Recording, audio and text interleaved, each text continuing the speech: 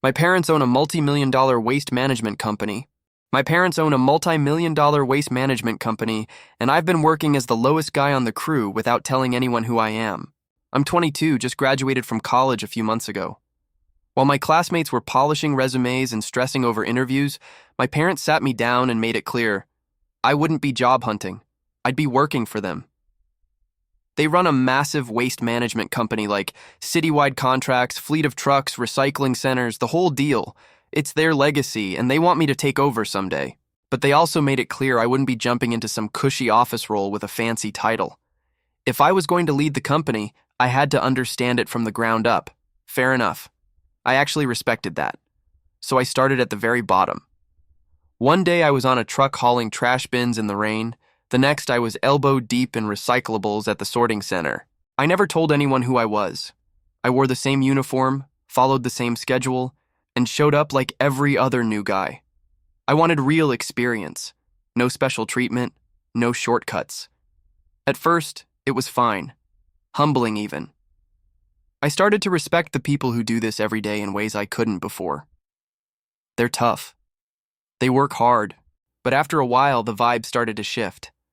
I was doing more and more of the grunt work while others kicked back. I was told to straighten out the bins, clean up after others, do the new guy stuff constantly. I didn't complain. I kept my head down. I figured it was part of paying dues. But then came the day that broke me. It was raining hard, and we were already short-staffed. I barely slept the night before, showed up exhausted, and got drenched within the first hour. My clothes were soaked. I was cold and running on fumes. Still, I pushed through most of the shift until one of the senior guys, Ron, decided he was done. He dumped the rest of his tasks on me and said, "You're the new guy, you handle it. I gotta leave early." I snapped. Politely but firmly, I told him no, I wasn't doing his work. I was done letting people pile on just because they outranked me. He stared at me like I'd grown a second head. Then with a smirk, he said, "Careful.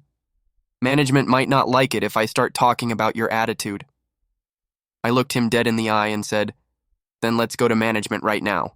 He blinked, didn't say another word, just walked off. That was the first time I've ever stood up for myself like that at work. I didn't play the "I'm the owner's son" card. I still haven't. But I'm starting to realize, being the boss's kid doesn't mean I have to accept being walked over to prove I'm humble.